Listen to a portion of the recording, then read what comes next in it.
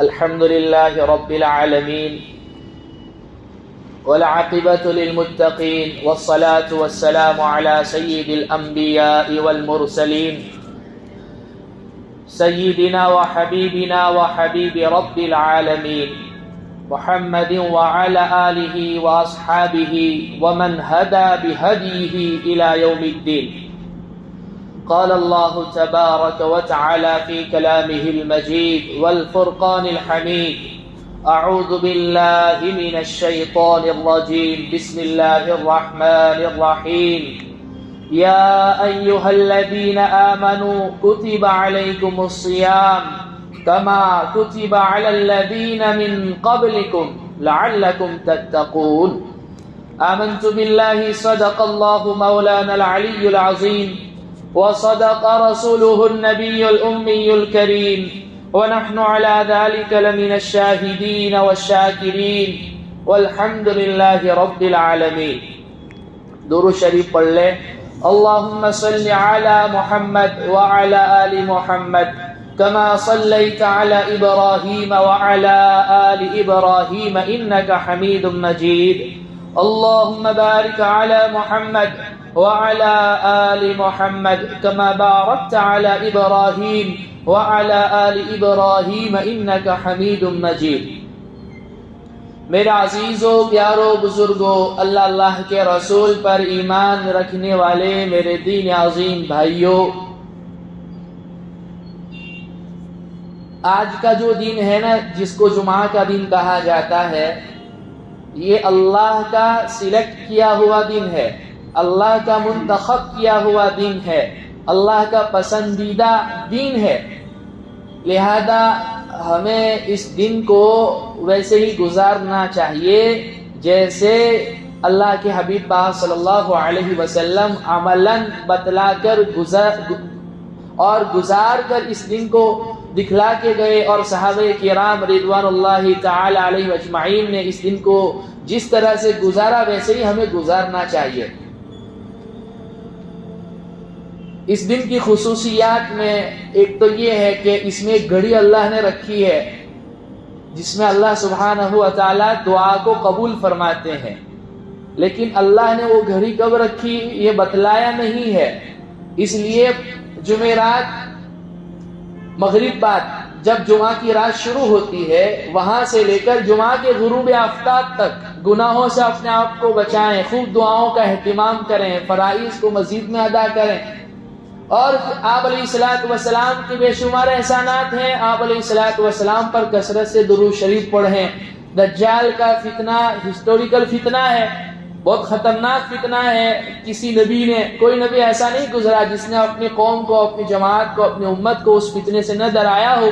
اللہ کے نبی پاک صلی اللہ علیہ وسلم نے تو تمام علاماتیں بتلا دی اور اس کی بچاؤ کا ذریعہ بتلایا، سورہ کہف کی تلاوت. بہرحال میرا آج کا موضوع یہ نہیں ہے. گزشتہ ہفتے اس دن کی فضیلت، اس کی اہمیت اور اس میں کیا کام کرنے چاہیے اس پر تفصیلی گفتگو ہو چکی ہے. بہرحال چند دن باقی رہے ہیں اور رمضان المبارک کا مہینہ بطور مہمان کے ہمارے پاس آنے والا ہے. لہذا مناسب معلوم ہوتا ہے کہ جیسے آپ علیہ السلام کی عادت شریفہ تھی کہ شعبان کے آخری ہفتے میں آپ اپنے صحابہ کو جمع فرماتے اور رمضان المبارک کے مہینے کی فضیلت، اس کی عظمت اپنے صحابہ کو بتلاتے. اور ویسے بھی ہے وَذَكِّرْ فَإِنَّ الذِّكْرَىٰ تَنفَعُ الْمُؤْمِنِينَ، مذاکرہ ہوتے رہنا چاہیے. مذاکرہ کرنا ایمان والوں کو آپس میں نفع دیتا ہے. لہذا دعا کریں اللہ مجھے حق بات، حق طریقے سے، حق نیت سے کہنے کی توفیق عطا فرماوے. اور اصل چیز جو کہ عمل ہے، ہم تمام کو عمل کرنے کی اس پر توفیق عطا فرماوے. بہرحال اللہ سبحانہ و تعالی فرماتے ہیں اے ایمان والو، تمہارے اوپر روزے فرض قرار دیے گئے، فرض کیے گئے جیسے تم سے پہلے لوگوں پر فرض کیے گئے تھے. اس سے معلوم ہوتا ہے کہ روزہ یہ امت محمدیہ کی صرف خصوصیت نہیں ہے، بلکہ آپ سے پہلے آپ علیہ السلام کی شریعت سے پہلے عیسیٰ علیہ السلام کی شریعت میں، عیسائیت میں بھی روزے ہیں، اور ان کے وہاں تو 40 روزے تھے. یہ بات اور ہے کہ عیسائی حضرات 40 نہیں رکھتے، اور یہودیوں کی شریعت میں بھی روزے فرض تھے۔ بہرحال اسلام میں رمضان کے مہینے کے روزے فرض ہیں، چاہے وہ 29 کا بنے چاہے 30 کا بنے۔ اس کے علاوہ پھر سال بھر روزے فرض نہیں ہے۔ ہاں البتہ کوئی شخص اپنی طرف سے نظر کا روزہ رکھ لے، منت مان لے میرا فلانا کام ہو جائے گا تو میں روزہ رکھ لوں گا یا اتنے روزے رکھوں گا، تو پھر اس صورت میں منت کا روزہ واجب ہو جاتا ہے، اس کو پورا کرنا ضروری ہے۔ وَلْيُوفُوا نُذُورَهُمْ، اپنی نظروں کو، اپنی منتوں کو اگر مانی ہے تو پھر پورا کرنا چاہیے۔ درمیان میں یہ بات عرض کر دوں کہ ہم لوگ منتیں تو مانتے ہیں، منت ماننا وہ بھی جائز ہے، لیکن بشرطے کہ گناہ کی معصیت کی منت نہ ہو کہ فلانا کام ہو جائے گا تو فلانے بابے کی درگاہ پر چادر چڑھا دوں گا یا یہ کروں گا۔ یہ جو ہے نا شرک ہے، گناہ کبیرہ ہے، حرام ہے، اللہ کو پسند نہیں ہے۔ اللہ کے علاوہ کوئی بڑا نہیں۔ اللہ اکبر اللہ اکبر، ابھی مؤذن نے کہا اللہ ہی سب سے بڑے ہیں، تو منت بھی کس کی ہونی چاہیے؟ اللہ کی۔ قسم بھی کبھی کھانے کی ضرورت پڑے تو بھی نصرتیں کس کی کھانی چاہیے؟ قرآن کی نہیں کھانی چاہیے، ماں باپ کی نہیں کھانی چاہیے، اولاد کے سر پر ہاتھ نہیں رکھنا چاہیے، اللہ سبحانہ و تعالیٰ کی کھانی چاہیے۔ تو بہرحال ایک تو رمضان کا روزہ فرض ہے، منت کسی نے مانگی ہے تو وہ روزہ جو ہے واجب ہو جاتا ہے۔ باقی اس کے علاوہ وائٹ ڈیز، ایام بیس کے روزے یہ سنت ہے، پیر اور جمعرات کا دن اس کا روزہ رکھنا سنت ہے۔ اسی طریقے سے عاشورہ کے 2 روزے یہ بھی سنت ہے، عرفہ کا روزہ یہ بھی سنت ہے۔ اور ابھی جو گزرا شب برات کا، گرچہ اس بارے میں روایت ضعیف ہے، تاہم بعض علماء نے فرمایا کہ وہ روزہ زیادہ سے زیادہ مندوب ہے، مستحب ہے۔ اچھا، اللہ سبحانہ و تعالیٰ کو مقصود کیا ہے روزہ رکھوانے سے؟ اگلے جملے میں اللہ فرماتے ہیں یہ روزے میں نے تمہارے اوپر فرض اس لیے کیے ہیں لعلکم تتقون، تاکہ تمہارے اندر تقوی پیدا ہو جائے۔ اچھا، تقوی کسے کہتے ہیں؟ ایک تو ہے تقوی حاصل کیسے ہوگا، اس پر ہم بعد میں آتے ہیں، اس سے پہلے جان لینا ضروری ہے تقوی کی ڈیفینیشن کیا ہے، تقوی کی تعریف کیا ہے۔ مشہور روایت ہے، شاید آپ نے سنی ہو نہ سنی ہو، مسند احمد کی روایت ہے، سیدنا امیر المؤمنین عمر بن الخطاب رضی اللہ عنہ نے ابو عبیدہ ابن الجراح رضی اللہ عنہ، جن کا ٹائٹل تھا امین هذه الامہ، اللہ کے نبی نے جن کو کہا تھا میری امت کا سب سے زیادہ امانت دار شخص وہ ابو عبیدہ ہے۔ عشرہ مبشرہ میں وہ 10 صحابہ جن کو 1 سال اپنے جنتی ہونے کی بشارت دی تھی، اس میں حضرت عمر بھی ہے، حضرت ابو عبیدہ بھی ہے، لیکن ہم سب کو پتا ہے کہ حضرت عمر کا مقام حضرت ابو عبیدہ سے بڑا ہے۔ بلکہ انسانوں میں انبیاء علیہ السلام کے بعد انسانوں میں پہلا مقام کس کا ہے؟ ابو بکر صدیق رضی اللہ عنہ کا، اور دوسرا مقام کس کا ہے؟ عمر بن الخطاب رضی اللہ عنہ کا۔ لیکن آپ دیکھیے، آپ امیر المؤمنین ہیں، 22 لاکھ مربع میل پر حکمرانی کر رہے ہیں، جن کی تائید میں قرآن کی آیتیں آئی، جو روضہ رسول میں آرام فرما رہے ہیں، لیکن سوال کر رہے ہیں ابو عبیدہ ابن الجراح رضی اللہ عنہ سے، مت تقوی یا ابا عبیدہ، ابو عبیدہ تقوی کی ڈیفینیشن کیا ہے؟ اس سے پتا چلتا ہے اگر کبھی ہمیں کوئی چیز پتا نہ ہو تو سوال کرنے میں آر جھجک محسوس نہیں کرنی چاہیے، بلکہ فوراً اہل علم حضرات سے رابطہ کرنا چاہیے۔ امیر المؤمنین عمر بن الخطاب رضی اللہ عنہ جیسے جلیل القدر صحابی ابو عبیدہ سے پوچھ رہے ہیں، ابو عبیدہ بتلاؤ تو صحیح تقوی کی ڈیفینیشن کیا ہے؟ تو آپ نے بڑی آسان مثال دی اور کہا امیر المؤمنین، کبھی آپ کا ایسے راستے پر سے گزر ہوا ہے کہ جس کی دونوں طرف کانٹوں کی بار ہو، دونوں طرف کانٹے لگے ہوئے ہوں؟ کہا کہ ہاں، بہت مرتبہ گزر ہوا ہے۔ تو پھر پوچھا کہ وہاں پر سے کیسے گزرتے ہو؟ کہا اپنے کپڑے کو سمیٹ لیتا ہوں، کہیں کانٹوں میں میرا کپڑا الجھ نہ جاوے اور پھٹ نہ جاوے۔ تو فرمایا ھذا ھو التقوی، یہی تقوی ہے۔ آپ نے پوچھا وہ کیسے؟ کہا جس طرح انسان دنیا میں دونوں طرف کانٹوں کی بار لگی ہوئی ہے، ایسے راستے سے گزرتا ہے تو اپنے کپڑے کو بچا کر نکل جاتا ہے کہ کہیں پھٹ نہ جاوے، ایسے ہی دنیا میں خواہشات کی دونوں طرف بار لگی ہوئی ہے۔ کہیں غیبت ہو رہی ہے، کہیں چغلیاں ہو رہی ہے، کہیں عزتوں پر حملے ہو رہے ہیں، مسجد سے باہر نکلے بد نظری، گھر سے باہر نکلے بد نظری، مارکیٹ میں طرح طرح کے گناہ ہو رہے ہیں، ان گناہوں سے اپنے آپ کو بچا کر لے کر جانا اور نکل جانا، یہ ہے تقوی۔ آسان لفظوں میں بتلاؤں تو گناہوں سے اپنے آپ کو بچا لینا، اللہ سے شرم و حیا کرتے ہوئے، اس کو کہتے ہیں تقوی۔ اب یہ حاصل کیسے ہوگا، یہ بھی ایک بڑا سوال ہے۔ حکیم الامت مجدد ملت علامہ تھانوی رحمت اللہ علیہ سے کسی نے سوال کیا، حضرت تقوی کیسے حاصل ہوگا؟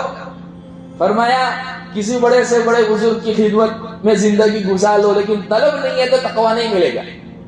بڑے سے بڑے بزرگ کو مصافحہ کر لو، معانقہ کر لو تو تقوی نہیں ملے گا۔ ہمارے یہاں ایک عجیب رسم چل پڑی ہے کہ ویسے تو گناہوں سے اپنے آپ کو بچاتے نہیں، لیکن کوئی اللہ والا آ جاتا ہے تو معانقہ اس نیت سے کر لیتے ہیں کہ ان کے اندر سے کچھ آ جائے، بڑا اچھا جذبہ ہے۔ حضرت تھانوی رحمت اللہ علیہ سے کسی نے، ان کے کسی مرید نے، کسی چاہنے والے نے معانقہ کیا اور حضرت سے یوں کہتے ہوئے معانقہ کیا کہ حضرت میرا جذبہ یہ ہے کہ آپ کے اندر سے کچھ منتقل ہو کر ہمارے اندر آ جائے۔ تو حضرت بڑے نحیف تھے، بڑے کمزور تھے، ہڈیوں کا ڈھانچہ تھا، کہا کہ کچھ نہیں ہے سوائے ہڈی کے، اور ہڈیوں کے اندر بھی بلغم ہے اور کچھ نہیں۔ پتا چلتا ہے کہ تقوی وہ محنت سے حاصل ہوگا، بزرگوں کی تو دعائیں ہوگی، لیکن جب تک تمہارے اندر طلب نہیں ہوگی، تمہاری محنت نہیں ہوگی، گناہوں سے اپنے آپ کو بچائیں گے نہیں، تب تک تقوی آئے گا نہیں۔ تقوی بار بار ہم یہ لفظ سنتے ہیں، نماز سے بھی اللہ تقوی ہی چاہتے ہیں، روزے سے بھی اللہ تقوی ہی چاہتے ہیں، زکوٰۃ سے بھی اللہ تقوی ہی چاہتے ہیں، حج سے بھی اللہ تقوی ہی چاہتے ہیں۔ ہر عبادت کا انجام تقوی ہے، اللہ سے شرم و حیا، اللہ کا خوف، اللہ کا ڈر۔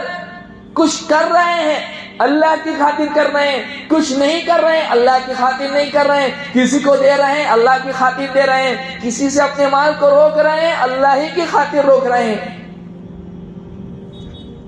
یہ ہے تقوی، یہ ہے تقوی کہ اللہ سے شرم و حیا آ جاوے۔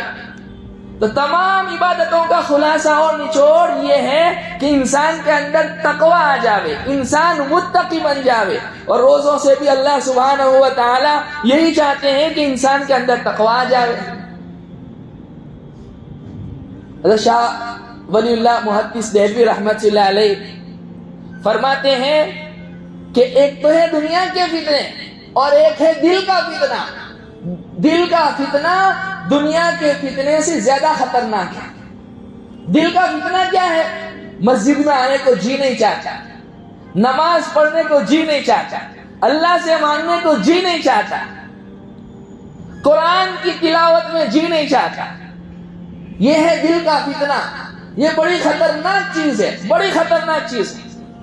درمیان میں ایک بات عرض کروں، شیخ الاسلام ابن تیمیہ رحمت اللہ علیہ کتنے بڑے شخص گزرے ہیں جنہیں شیخ الاسلام کا ٹائٹل دیا گیا۔ بادشاہ وقت کے خلاف فتویٰ دے دیا۔ کبھی ہمارے علماء بھی ایسے تھے، بے بات ببان کے دل باتیں کہہ دیتے تھے، قل الحق وإن كان مرا، حق بات کہہ دو گرچہ کڑوی لگے لوگوں۔ بادشاہ وقت کے خلاف فتویٰ دے دیا، متولی ٹرسٹی کے خلاف نہیں، بادشاہ وقت کے خلاف فتویٰ دیا۔ لوگوں نے کہا حضرت آپ کی تو خیر نہیں، اپنے بادشاہ وقت کے خلاف فتویٰ دے دیا۔ کہا اس میں گھبرانے کی کیا بات ہے، زیادہ سے زیادہ بادشاہ یہ کریں گے کہ مجھے جیل میں ڈال دیں گے، تو ھذا خلوتی، یہ میری خلوت کی جگہ ہے، اللہ سے راز و نیاز کی باتیں کریں گے، اللہ سے یاری لگائیں گے۔ دوسرا آپشن بادشاہ کے پاس یہ ہے کہ وہ مجھے جلا وطن کر دے گا، شہر سے نکال دے گا، تو یہ میری سیر و تفریح ہو جائے گی۔ اللہ فرماتے ہیں قل سیروا فی الارض، کہ زمین میں چلو پھرو، قدرت کی نشانیاں دیکھو اور مخلوقات میں غور کر کے مجھ تک آ جاؤ۔ تیسرا آپشن بادشاہ کے پاس یہ ہے کہ وہ مجھے میرے لیے پھانسی کا حکم دے دے گا، تو ھذا شہادت، وہ میری شہادت ہے۔ چوتھا تو کوئی آپشن ہے ہی نہیں بادشاہ کے پاس۔ دیکھیے جلوتوں میں انسان اللہ رب العزت سے دور ہوتا ہے، خلوتوں میں انسان اللہ سے قریب ہوتا ہے۔ یہی وجہ ہے کہ آخری عشرے میں رمضان میں اعتکاف کروایا گیا، اور اللہ کے حبیب پاک صلی اللہ علیہ وسلم کا یہ دائمی معمول رہا کہ آپ زندگی بھر آخری عشرے کا اعتکاف فرماتے رہے۔ ایک مرتبہ کسی عذر کی وجہ سے نہیں کر سکے تو اس کی قضا فرمائی شوال میں۔ تنہائی میں اللہ کے در پر پڑے رہنا، اللہ سے راز و نیاز کی باتیں کرنا۔ امی عائشہ صدیقہ رضی اللہ عنہ فرماتی ہیں کہ آخری عشرہ جب آتا نا تو اللہ کے حبیب پاک صلی اللہ علیہ وسلم، روایت کا الفاظ یہ ہے شد میزرہ، آپ اپنی لنگی کو مضبوطی سے باندھ لیتے تھے۔ اس کے دو مطلب علماء نے بتلائے۔ ایک مطلب تو یہ ہے کہ آپ اپنی کمر کو کس لیتے تھے، خوب عبادت کرتے تھے، خوب نوافل پڑھتے تھے، خوب دعاؤں کا اہتمام کرتے تھے، آپ کی سخاوت بڑھ جاتی تھی۔ اور جیسے ہمارے یہاں پر بھی محاورے میں کہا جاتا ہے کہ فلانا آدمی جو ہے بہت دل جمعی کے ساتھ، خوش طبعی کے ساتھ بہت محنت کر رہا ہے، کمر کس رہا ہے۔ اور دوسرا مطلب اپنی عائشہ صدیقہ رضی اللہ عنہ فرماتی ہیں کہ آپ اپنی ازواج سے دوری اختیار کر لیتے تھے، کسی بیوی سے قریب نہیں ہوتے تھے 10 دن میں، آخری 10 دن میں۔ اور امی عائشہ صدیقہ رضی اللہ عنہ فرماتی ہیں کہ جب آخری عشرہ ہوتا تو اللہ کے حبیب پاک صلی اللہ علیہ وسلم ہمیں تہجد کے لیے جگایا کرتے تھے، اور فرماتی ہیں پورے سال آپ تہجد کے لیے نہیں جگاتے تھے، لیکن آخری عشرے میں روزانہ اہتمام کے ساتھ تہجد کے لیے ہمیں اٹھایا کرتے تھے۔ یہ بھی سنت ہے، صرف اپنی تہجد کی فکر نہ ہو، اپنی مستورات کی، اپنے بچوں کی، اپنے گھر والوں کی، اپنے دوست احباب کی تہجد کی بھی ہم فکر کریں۔ تو اللہ یہ آخری عشرہ، یہ رمضان کا مہینہ اللہ رب العزت نے دیا ہی اس لیے ہے، اللہ دے ہی اس لیے رہے ہیں کہ ماں بقیہ 11 مہینہ جو دنیا کے اندر رہتے ہوئے جو میل کچیل جمع ہو گیا ہے اس کو ہم صاف کر لیں، اپنے آپ کو پاک صاف کر لیں۔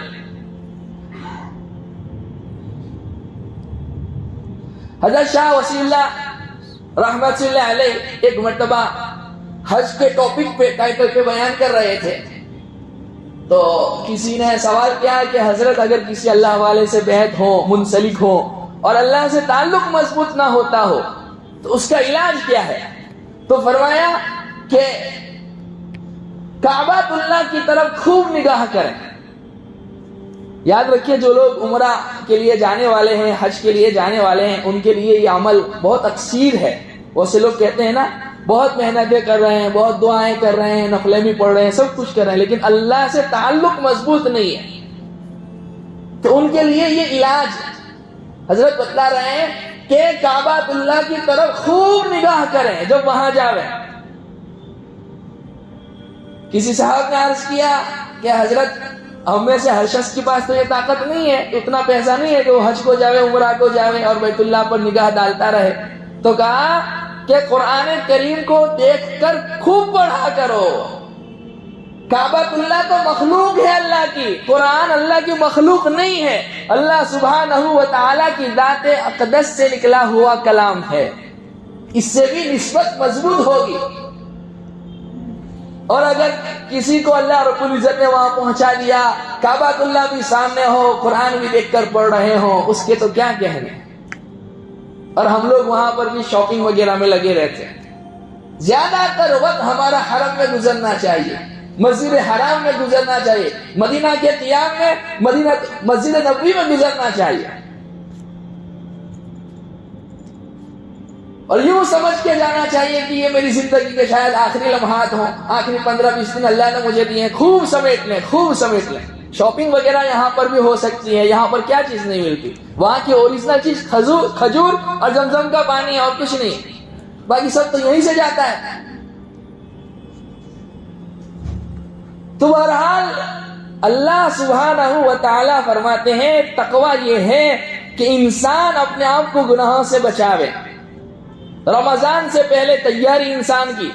رمضان کو رمضان کیوں کہا جاتا ہے؟ رمضان یرمض، جل جانا، کہ ماں بقیہ 11 مہینوں میں انسان گناہ کر کے جو اپنے آپ کو میلا کچیلا گندا کر دیتا ہے، رمضان کے روزے جب صحیح نیت صحیح ارادے کے ساتھ رکھتا ہے تو اللہ اس کے گناہوں کو پاک صاف فرماتے ہیں۔ بلکہ بعض بزرگان دین فرماتے ہیں کہ جو رمضان کا روزہ اس طرح رکھے کہ کوئی حرام چیز نہ دیکھے، کوئی حرام چیز نہ کھائے، حرام چیز نہ سنے، کوئی غلط خیال اپنے دل میں نہ لاوے، کوئی غلط منصوبہ پلاننگ نہ کرے، غیبت سے بھی اپنے آپ کو بچاوے، چغلی سے بھی اپنے آپ کو بچاوے، بہتان الزام تراشی سے بھی اپنے آپ کو بچاوے، دل کی جتنی بیماریاں ہیں ان تمام بیماریوں کو دور کر دے، اس طرح اگر کوئی رمضان گزارے گا اور روزہ رکھے گا، اللہ سبحانہ و تعالی ما بقیہ 11 مہینوں میں گناہوں سے اس کی حفاظت فرمائیں گے۔ اور جو رمضان صحیح نہیں گزارتا اس کا پورا سال بھی صحیح نہیں گزرتا۔ محی الدین ابن عربی رحمۃ اللہ علیہ، آپ میں سے بہت سے لوگوں نے نام سن لیا ہوگا، پہلے تو نہیں سنا ہوگا لیکن اب سن لیا ہوگا۔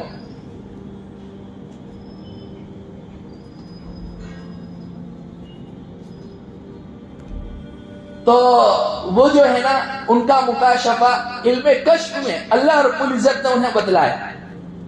کبھی کبھار اللہ سبحانہ و تعالیٰ اپنے برگزیدہ بندوں کو وہ چیزیں بتلا دیتے ہیں۔ وہ کہتے ہیں کہ مجھے اللہ رب العزت نے دکھلایا کہ جو شخص رمضان کی توہین کرتا ہے اللہ اس کی شکل خنزیر کی بنا دیتا ہے، سور کی بنا دیتا ہے، پگ کی بنا دیتا ہے۔ اس لیے رمضان کی ناقدری نہ کریں، رمضان میں گناہوں سے اپنے آپ کو بچائیں۔ یہ چیز ہر ایک کو نظر نہیں آتی، جیسے کہا جاتا ہے نا کہ لیلۃ القدر میں درخت سجدے کرتے ہیں، یہ ہر ایک کو نظر نہیں آتے، میرے آپ جیسے لوگوں کو نظر نہیں آتے۔ کیوں نظر نہیں آتے؟ ہمارے دل گندے ہیں، میلے ہیں، اس میں بغض ہے، اس میں نفرتیں ہیں، اس میں عداوتیں ہیں، چغلیاں ہیں، سب ساری چیزیں ہیں، دل کی بیماریاں ہیں، عجب ہے، تکبر ہے، حسد ہے، غیبت ہے، یہ ساری چیزیں کیسے نظر آئے گی؟ لیکن ان اللہ والوں کو جن کا دل صاف ستھرا ہوتا ہے ان کو یہ چیزیں نظر آتی ہے۔ بہرحال حدیث قدسی ہے، اللہ سبحانہ و تعالیٰ فرماتے ہیں کل عمل ابن آدم الا الصیام الصوم لی وانا اجزی بہ۔ حدیث نبوی جو اللہ کے پاس صلی اللہ علیہ وسلم نے کہی ہو، حدیث قدسی جس میں جبرائیل امین کے ذریعے اللہ سبحانہ و تعالیٰ خود اپنے نبی کو کوٹ کرتے ہوئے کہہ رہے ہوں، اسے کہتے ہیں حدیث قدسی۔ اللہ فرماتے ہیں روزے کے علاوہ جتنے بھی فرائض، جتنے بھی نوافل، جتنے بھی اعمال خیر ہیں اس کا بدلہ جو ہے میں فرشتوں کے ذریعے دلواتا ہوں، لیکن صوم روزہ اس کا بدلہ میں خود دیتا ہوں۔ اور دوسری روایت کے الفاظ یہ ہیں وَأَنَا أُجْزَى بِهِ، کہ یہ عجزی بھی نہیں ہے، اجزا بھی ہے، اس کا مطلب ہے روزے کا بدلہ میں خود ہوں، میں خود ہوں۔ اس لیے کہ انسان جب روزہ رکھتا ہے، روزے کی ڈیفینیشن کیا ہے؟ صبح صادق سے لے کر غروب آفتاب تک انسان 3 چیزوں سے رکا رہے، کھانے سے، پینے سے، بیوی ہے بیوی کے پاس جانے سے رکا رہے۔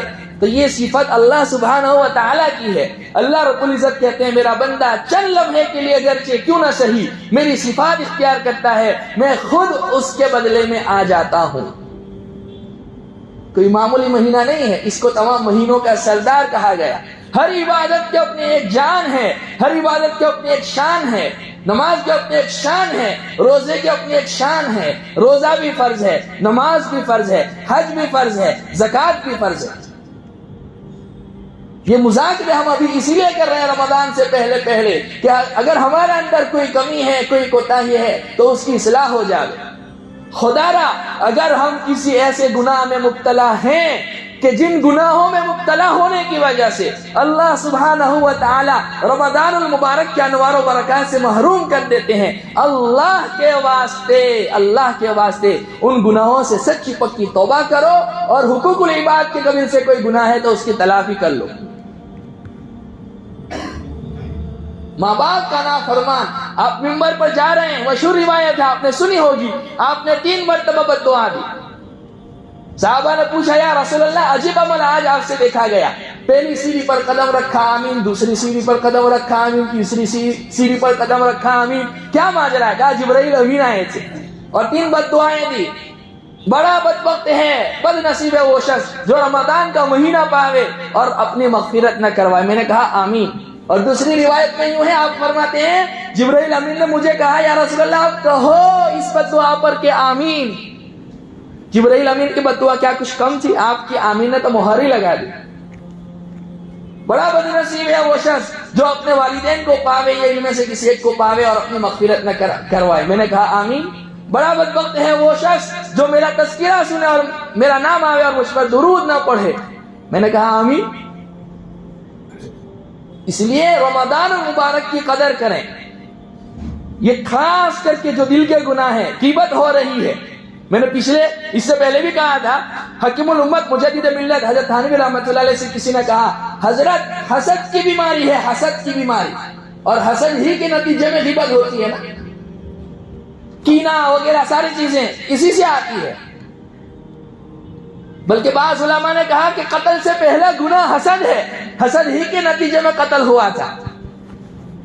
آدم علیہ السلام کے 2 بیٹے تھے, ایک نے دوسرے کا قتل کر دیا, وہ حسد ہی تو ہوا تھا. اور ابلیس کو بھی حسد ہوا تھا آدم علیہ السلام سے, جس کے نتیجے میں تکبر نکلا. پتہ چلا حسد کی بیماری ام الخبائث ہے, بیماریوں کی جڑ ہے, ماں ہے. تو کہا کہ کرو گے, مشکل ہے, کرو گے 2 چیزیں ہیں. ایک جس سے حسد ہے اس کی دعوت کرو, مشکل کام ہے نا, نہیں ہو سکتا. جس سے حسد ہو, جس کے بارے میں دل میں کینہ ہو, بغض ہو, اس کی دعوت کرو. دوسرا یہ مجمع میں اگر اس کا تذکرہ آئے تو اس کی تعریف کرو. اس کے نتیجے میں اللہ اس گناہ سے تمہاری حفاظت فرمائیں گے, تمہارا دل صاف ہو جائے گا, اور اللہ سبحانہ و تعالیٰ خود ضمانت دیتے ہیں کہ میں اس کو جنت میں داخل کروں گا. لہذا دل کو پاک صاف رکھنے کی ضرورت ہے. مشہور واقعہ ہے, آپ نے سنا ہوگا. 3 دن تک یہ آپ ارشاد فرماتے رہے, ایک صحابی گزرتے رہے, آپ نے فرمایا دیکھو یہ فلاں شخص جا رہے ہیں نا, یہ جنتی ہے. غالباً سعد بن ابی وقاص رضی اللہ عنہ تھے. تو صحابہ کی تو عادت تھی کہ وہ نیکی کے کاموں میں بڑھ چڑھ کر حصہ لیتے تھے. ایک صحابی ان کے مہمان بنے اسپیشلی یہ دیکھنے کے لیے کہ ان کا کون سا ایسا عمل ہے. 3 دن دیکھا, کوئی تہجد نہیں, کوئی نفل نہیں, کوئی اشراق نہیں, کوئی اوابی نہیں, صرف فرائض ادا کر رہے ہیں. تو کنٹال کے آخر میں تیسرے دن پوچھ لیا کہ بتلاؤ تو صحیح تمہارے پاس ایسا کون سا اسپیشل اسپیسیفک کوئی خاص عمل آپ کا ہے جس کی وجہ سے اللہ کے نبی نے فرمایا کہ تم جنتی ہو. کہا کچھ نہیں, رات کو جب سوتا ہوں تو کہتا ہوں یا اللہ میں نے سب کو معاف کر دیا, تو مجھے معاف کر دیا. دل کو پاک صاف رکھنا. اس دل میں اللہ کبھی نہیں آتا جس دل میں حسد ہو, کینہ ہو, بغض ہو, عداوتیں ہو, نفرتیں ہو. کبھی کبھار بتقاضۂ بشر ہو جاتا ہے, لیکن اس کی تلافی ہے جا کے معافی مانگو. معافی مانگنے کا بھی طریقہ ہے, سوشل میڈیا پر نہیں, واٹس ایپ کے ذریعے نہیں. آج تو ہماری معافیا بھی ماڈرن ہو گئی, سوشل میڈیا کے ذریعے, فیس بک کے ذریعے, ٹویٹر کے ذریعے, انسٹاگرام کے ذریعے. اللہ ہماری حفاظت فرمائے. بہرحال رمضان کا مہینہ اللہ سبحانہ و تعالیٰ عطا فرما رہے ہیں. دیکھیے رمضان میں کچھ کام کرنے کے ہیں. اللہ کے حبیب پاک صلی اللہ علیہ وسلم کے متعلق آتا ہے کہ آپ کی سخاوت بڑھ جاتی تھی. راوی کہتے ہیں کہ تیز آندھی کی طرح, ویسے ہی آپ تو سخی تھے. یہ لوگ خامخواہ کے لیے حاتم طائی کی مثال بیان کرتے ہیں. میرے نبی کی سخاوت کو کون بیان کر سکتا ہے, جس کی تعریف, جن کے دینے کی تعریف اللہ خود کر رہے ہوں. اللہ کے بعد اگر اس زمین پر کوئی سخی ہے تو وہ میرے اور آپ کے نبی سرور کونین صلی اللہ علیہ وسلم ہے. میں نے پچھلے ہفتے بھی یہ واقعہ بتلایا تھا کہ ایک شخص آئے اللہ کے نبی پاک صلی اللہ علیہ وسلم کی خدمت میں اور عرض کیا یا رسول اللہ مجھے کچھ دے دیں, مجھے ضرورت ہے. آپ نے فرمایا میرے پاس دینے کو کچھ نہیں ہے. انہوں نے کہا میں فلانے صاحب کو جانتا ہوں, وہ مجھے دے سکتے ہیں. آپ نے فرمایا جا لے, میرا نام لے کے میں بعد میں لوٹا دوں گا. پیچھے امیر المؤمنین حضرت عمر رضی اللہ عنہ کھڑے تھے. حضرت امیر المؤمنین عمر بن الخطاب رضی اللہ عنہ نے کہا یا رسول اللہ آپ کے پاس ہے تو دیں, نہیں ہے تو منع کر دیں. یہ کیا بات ہوئی کہ لوگ آپ کے نام پر قرضہ اٹھاتے رہیں اور پھر آپ دیتے پھریں بعد میں. تو عبداللہ ابن حذیفہ رضی اللہ عنہ پیچھے کھڑے تھے. انہوں نے کہا یا رسول اللہ انفق, خرچ کیجئے اور عرش والے کے خزانے سے فقر کا ڈر نہ رکھیے. تو آپ مسکرائے اور آپ نے حضرت عمر کو کوٹ کرتے ہوئے کہا یہ عبداللہ جو کہہ رہا ہے نا مجھے اسی کا حکم ہے کہ جب ہو تب بھی دو, نہ ہو تب بھی دو, اپنے حیثیت کے مطابق دو. 1 روپیہ دو. دیکھیے ہمارا یہ کانسیپٹ ہے, یہ نظریہ ہے, مجھے 1000 ہی روپیے دینے. 1 روپیہ خرچ کرنے کی فضیلت وہی ہے جو 1000 روپیہ خرچ کرنے کی فضیلت ہے. اللہ کوانٹٹی نہیں دیکھتے، اللہ کوالٹی دیکھتے ہیں۔ آپ کے پاس اخلاص ہے، اخلاص کے ساتھ 1 روپیہ آپ کا اس 1000 روپیے کا مقابلہ کر سکتا ہے جس میں اخلاص نہ ہو، بلکہ اس کے اوپر تو کچھ ملے گا بھی نہیں۔ ریا ہو، سمعت ہو، دکھلاوا ہو، بڑے سخی ہیں، یا بعد میں جتلا دینا ہو، نیکی کر دریا میں ڈال، یہ جذبہ ہونا چاہیے۔ بہرحال پہلے پارے سے لے کر آخری پارے تک کوئی پارہ، کوئی صورت ایسی نہیں گزری جس میں اللہ نے خرچ کرنے کے اوپر نہ ابھارا۔ لہذا چونکہ رمضان میں لوگ زکوٰۃ بھی نکالتے ہیں، بڑی اچھی بات ہے، ثواب زیادہ ہے، تو مستحقین کو تلاش کریں۔ میں ہمیشہ یہ بات کہتا ہوں، ایک تو ہے زکوٰۃ کا نکالنا، یہ بھی فرض ہے، اور ایک ہے مستحقین تک اس کو پہنچانا، یہ بھی فرض ہے۔ اور دیتے ہوئے جیسے میں اکثر کہا کرتا ہوں، کچھ لوگ ایسے ہوتے ہیں، اب میں سے کسی کو برا لگے تو پیشگی معافی چاہتا ہوں، دے رہے ہیں 10 روپے اور 100 روپے کی تحقیق کر رہے ہیں۔ میں یوں کہتا ہوں، دیتے ہیں اللہ، آپ کس کو دے رہے ہیں؟ اللہ کو دے رہے ہیں نا، اور آپ نے وصول کس سے کرنا ہے؟ اللہ سے وصول کرنا ہے۔ اب وہ فراڈ ہے، اس کی ذمہ داری، ہاں تحقیق ہونی چاہیے کہ میرا پیسہ صحیح جگہ جانا چاہیے، لیکن کچھ لوگ خامخواہ کے لیے 10 روپے دیں گے اور امام کا بھی سر پکا دیں گے 10 منٹ کے لیے، یہ چیز نہیں ہونی چاہیے۔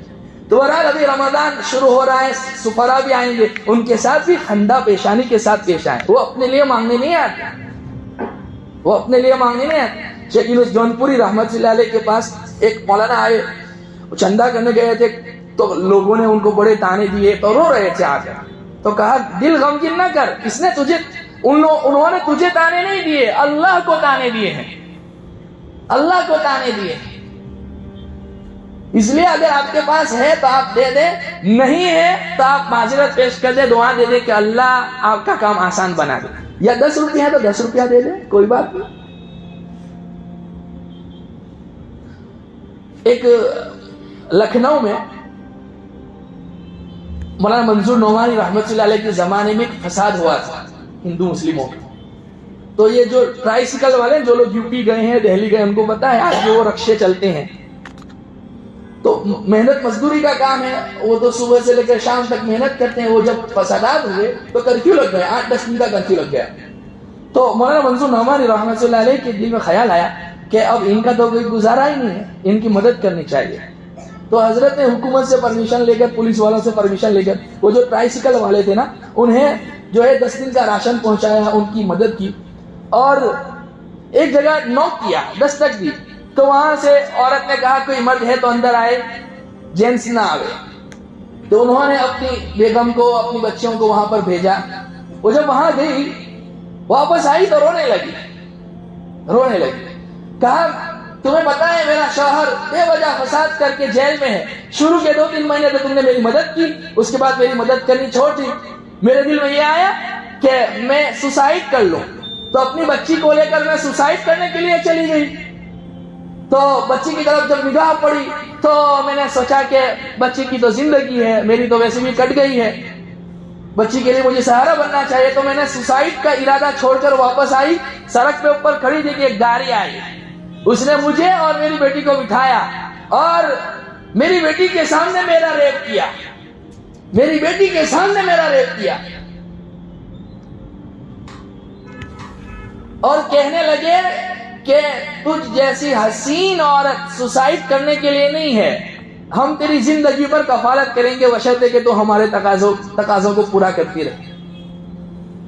مولانا رحمت اللہ علیہ کا یہ جملہ تھا کہ چیخیں مار مار کے رونے لگے، ہائے کل قیامت کی دن اگر اللہ نے پوچھ لیا منظور نعمانی تیرا درس حدیث تجھے مبارک، تیرے تفسیر کے درس تجھے مبارک، تیری کتابیں تجھے مبارک، تیری زندگی بھر کے حج عمرے تجھے مبارک، تیری نمازیں تیرا لینا تجھے مبارک۔ تیرے محلے میں ایک میری بندی تھی جو بھوک کی وجہ سے گناہ کر رہی تھی اور گناہ کرنے پر مجبوری تھی، کیوں تم نے اس کی فکر نہیں کی؟ آج بھی بہت سے لوگ ایسے ہیں، ہم لوگ جو ہے نا وہ بوجھ اتارتے ہوئے چلو نکال دیتے ہیں، لیکن تحقیق نہیں کرتے۔ اپنے گھر سے ابتدا کرو، اپنے محلے، گھر میں کوئی نہیں ہے محلے میں دیکھو، محلے میں نہیں ہے گاؤں میں دیکھو، گاؤں میں نہیں ہے ارد گرد والوں کو دیکھو، یہ ترتیب ہے۔ اس لیے رمضان کا مہینہ آ رہا ہے، خوب اللہ کی راہ میں خرچ کریں، خوب اللہ کی راہ میں خرچ کریں۔ شیخ سعدی رحمۃ اللہ علیہ فرماتے ہیں میں نے زندگی پر میرا تجزیہ ہے، وہ کہتے ہیں کہ میں نے 2 آدمی تلاش کیے، کبھی نہیں ملے۔ ایک جس نے ظلم کیا ہو، اللہ کی پکڑ سے بچ کے نکل گیا ہو، میں نے نہیں دیکھا کہ کوئی بچ کے نکل گیا۔ دوسرا جس نے اللہ کی راہ میں اللہ کی رضا کی خاطر خرچ کیا ہو، فقیر ہو گیا ہو، ایسا ہو نہیں سکتا۔ الشیطان یعیدکم الفقر ویأمرکم بالفحشاء، اللہ قرآن میں فرماتا ہے جب تم اللہ کی راہ میں دیتے ہو تو شیطان کہتا ہے کہ فقیر ہو جائے گا، غریب ہو جائے گا اور غلط باتوں کا حکم دیتا ہے، لیکن اللہ فرماتے ہیں کہ اللہ جو ہے دینے کی وجہ سے دے گا تمہیں، دنیا میں بھی دے گا، آخرت میں بھی دے گا۔ السخی قریب من اللہ قریب من الجنہ بعید من النار، سخی اللہ سے قریب، جنت سے قریب، جہنم سے دور۔ بخیل اللہ سے بھی دور، جنت سے بھی دور اور جہنم کے بالکل قریب۔ بلکہ ایک روایت میں آپ نے فرمایا جنت الفردوس میں بخیل جا ہی نہیں سکتا۔ اور جنت الفردوس کتنی اعلیٰ نعمت ہے، تو بھی انشاءاللہ موقع ملے گا تو تفصیل سے بتاؤں گا کیسی جنت ہے جس کی تعریف آپ نے فرمائی اور اس کی صفات بتلائی۔ ہمیں تو اللہ سے وہی جنت مانگنی چاہیے، اور وہ چاہیے تو بخل چھوڑنا ہے، ہمیں اپنے اندر سے بخل نکالنا ہے۔ بہرحال یہ رمضان کا مہینہ شروع ہو رہا ہے، اس میں جو ہے ساتھ میں اس سے پہلے توبہ استغفار کریں، روزانہ 2 رکعت صلاۃ التوبہ کی رات کو سوتے وقت پڑھ لیں اور خوب استغفار پڑھیں۔ اور شیخ نثار جونپوری رحمۃ اللہ علیہ فرمایا کرتے تھے کہ رمضان کے مہینے میں 3 چیزوں کی کثرت ہونی چاہیے: کلمہ طیبہ، درود شریف، قرآن کریم کی تلاوت۔ لوگ کہتے ہیں رمضان کا وظیفہ ہی ہے قرآن کی تلاوت۔ جس سال آپ رخصت ہو رہے تھے اس سال آپ نے ایک مرتبہ جبرائیل امین کو سنایا، ایک مرتبہ جبرائیل امین سے سنا دور قرآن کریم کا۔ اور عجیب بات بتاؤں، اگر آپ کے اندر بخل کی بیماری ہے، علماء فرماتے ہیں قرآن کو خوب پڑھو، اللہ قرآن کی برکت سے بخل کی بیماری دور کر دیں گے۔ یہی وجہ ہے بعض علماء فرماتے ہیں رمضان میں آپ دور فرماتے تھے، ویسے بھی آپ سخی تھے اور دور فرمانے کی وجہ سے آپ کی سخاوت میں اضافہ ہو جاتا ہے۔ تو اس کے لیے جو ہے ہم، اور پھر جو ہے نا روزے میں، ابھی تو رمضان کے اس مہینے کے، اس رمضان کے جو روزے ہیں وہ گرمی کے آ رہے ہیں۔ میں ابھی سے ساتھیوں کو کہہ رہا ہوں کہ افطار سے پہلے گرما گرمی بہت ہونے والی ہے، تنہائی یکسو اختیار کر لیں۔ اگر کوئی ہم سے جھگڑا کرے تو اسے کہہ دیں کہ میں روزے سے ہوں۔ یہاں پر ایک سوال یہ آتا ہے کہ اس میں تو ریا ہو جاتی ہے کہ آدمی بتائے کہ میں روزے سے ہوں، تو بعض علماء نے فرمایا کہ تو رمضان کے روزے ہیں، سب رکھتے ہیں، اس میں کون سی دھار مانگنی ہے، تو ریا نہیں ہے۔ بعض علماء کہتے ہیں کہ اپنے دل کو کہتے ہیں کہ میں روزے سے ہوں، لا سخط اس کے الفاظ ہیں، چلانا نہیں، جھگڑا نہیں کرنا، اپنے روزے کی حفاظت کرنا۔ اور اگر ویسے بھی جو ہے نا، اگر ہم جھگڑا کر رہے ہیں، فساد کر رہے ہیں، غیبتیں کر رہے ہیں، تو اللہ فرماتے ہیں یہ روزہ نہیں ہے، یہ صرف بھوکا اور پیاسا رہنا ہے۔ ٹھیک ہے تیرے اوپر سے فریضہ نکل گیا لیکن اس پر ثواب کچھ نہیں ملے گا، لہذا جو ہے خوب توبہ اور استغفار کریں۔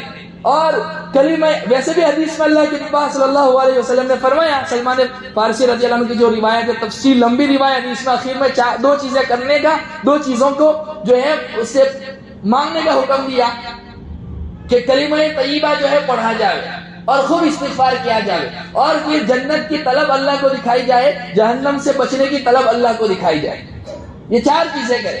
بہرحال جو ہے یہ چند باتیں تھی، اللہ سبحانہ و تعالی جو ہے ہمیں عمل کی توفیق عطا فرمائے۔ اچھا ایک بات رہ گئی کہ رمضان سے پہلے جو ہے نا اپنی شاپنگ کر لیں، یہ ایک چیز بہت ضروری ہے۔ ہمارا تو رمضان شعبان جو حالانکہ رمضان کی تیاری کا مہینہ ہے، اس میں جو ہے رمضان کی تیاری کرتے ہیں کہ کھجور لانا ہے، یہ لانا ہے، وہ لانا ہے، افطار کی تیاری روزوں میں کرتے ہیں، اور آخری عشرہ جس میں باہر نہیں نکلنا ہے اس میں جو ہے عید کی شاپنگ کرتے ہیں۔ بلکہ بعض علماء نے یہ فرمایا ہے کہ اگر آپ اعتکاف نہیں کر سکتے ہیں تو جو ہے نا 10 دن میں مسجد ہی میں زیادہ اپنے آپ کو رکھیں، مسجد میں زیادہ اپنے آپ کو رکھیں۔ بھی میں پرسوں کلپ آئی تھی، میں نے گروپ میں بھی بھیجی تھی، وہ مفتی صاحب کہہ رہے تھے کہ ایک گھر والے جو ہے کسی جگہ شاپ میں گئے شاپنگ کے لیے، تو ان کے پاس اتنا مال نہیں تھا۔ بہرحال انہوں نے کہا کہ ہمارے پاس آپ کو جو چاہیے وہ ویرائٹی نہیں ہے، تو انہوں نے کہا چلو ٹھیک ہے باقی کا جو ہے دکھا دیں، اس میں سے سلیکٹ کر لیں گے۔ تو انہوں نے کہا نہیں تھوڑی دیر آپ انتظار کر لیں، رمضان شروع ہو جائے گا نا تو رمضان کا مال آئے گا۔ وہ بچی، چھوٹی بچی، نابالغ بچی جس کے اوپر روزے فرض نہیں ہوئے لیکن گھر کی تربیت جب ہوتی ہے، وہ کیا کہہ رہی ہے، وہ مالک مکان پہ دکان پہ کہہ رہی ہے کہ رمضان میں شاپنگ نہیں کرنا ہے، میں کیسے بھی کپڑے سلیکٹ کر لوں گی لیکن رمضان میں ہم باہر نہیں نکل سکتے۔ تو وہ اس بچی کو لے کے سارے دکانداروں کے پاس آیا اور کہا اگر سارے مسلمان اور بچے ایسے ہو جاویں تو ہمارا رمضان بھی صحیح طریقے سے گزرے۔ پھر ایک وبا چلتی ہے کہ 10 دن میں جو ہے قرآن کریم ختم کر دیا جائے۔ دیکھیے وہ حضرات جو مستقل سفر میں رہتے ہیں اور وہ اس طریقے سے 10 دن قرآن ختم کر کے پھر بعد میں وہ تراویح پڑھتے ہیں۔ دو سنتیں الگ الگ ہیں، ایک ہے پورا مہینہ تراویح پڑھنا، یہ مستقل سنت ہے، ایک تراویح میں قرآن کو سننا، یہ بھی سنت ہے۔ تو تمہاری قرآن سننے کی سنت تو ادا ہو جائے گی، پھر باتیں یہاں پر مقام پر ہے۔ لیکن کیا کہتے ہیں، ہم نے تو 10 دن میں تراویح پڑھ لی، لہٰذا ہمیں پڑھنے کی ضرورت نہیں۔ اور تراویح نہ پڑھنے کے نتیجے میں نمازیں بھی جا رہی ہیں، عشاء تو پڑھے گا نہیں وہ، کیونکہ یہاں سے تو اٹھ کے جا نہیں سکتا، آر محسوس ہوتی ہے، ذلت محسوس ہوتی ہے۔ بہرحال وہ حضرات جو خانقاہ میں اعتکاف کر رہے ہیں، یا یہ کہ 10 لوگوں نے آپس میں مشورہ کیا ہے کہ یہاں پر 10 دن کی تراویح جو ہو رہی ہے اس میں وہی لوگ شرکت کریں گے جو جن کو سفر رہتا ہے، یا یہ کہ جو بعد میں دوسری جگہ پر جیسے موقع ملے گا وہ تراویح پڑھتے رہیں گے۔ ایسے لوگوں کو جمع کر کے اگر آپ کر رہے ہیں تو اچھی بات ہے، ورنہ یہ کہ جو ہے نا اصل میں تو ہمارے یہاں ترتیب یہ ہونی چاہیے حرمین شریفین والی کہ پورا مہینہ تراویح ہوتی رہے، کہ جو ہے پہلے 4 دن ہم آسانی سے یہ کر سکتے کہ سوا پارا پڑھ لیں اور اس کے بعد جو ہے نا 1 پارا پڑھتے رہیں 29 رمضان تک۔ تو اس میں جو ہے نا وہ 27 والی بدعت بھی نکل جائے گی۔ ایک ہمارا کانسیپٹ بن گیا 27 ہی کو قرآن ختم کرنا ہے۔ التزام ما لا يلتزم فہی بدعہ، جو چیز لازم نہیں اس کو لازم کر لینا یہ بھی بدعت ہے۔ تو کبھی 29 کو ہو، سب سے آسان ترتیب یہ کہ 29 کو قرآن پورا ہو تاکہ رمضان کی جان بچی رہے۔ 27 کو قرآن ختم ہو گیا تو یوں سمجھتے ہیں رمضان ختم ہو گیا، جبکہ وہ آخر والے 3-4 دن خوب قیمتی ہے۔ شاید ہو سکتا ہے 29 کو شب قدر ہو، اور چاند والی رات تو ویسے بھی لیلۃ الجائزہ انعام والی رات ہے، تو ان راتوں کو پھر ہم جو ہے نا غفلت کاہلی سستی میں گزار دیتے ہیں۔ بہرحال اور بھی بہت سی باتیں کہنے کی رہ گئی، وقت کافی ہو گئے، انشاءاللہ تعالیٰ خطبہ مختصر کر دیں گے، وقت کے اوپر آپ کو چھوڑ دیں گے۔ اللہ سبحانہ و تعالیٰ مجھے بھی عمل کی توفیق عطا فرماوے، آپ تمام لوگوں کو بھی عمل کی توفیق عطا فرماوے۔ وآخر دعوانا الحمدللہ رب العالمین۔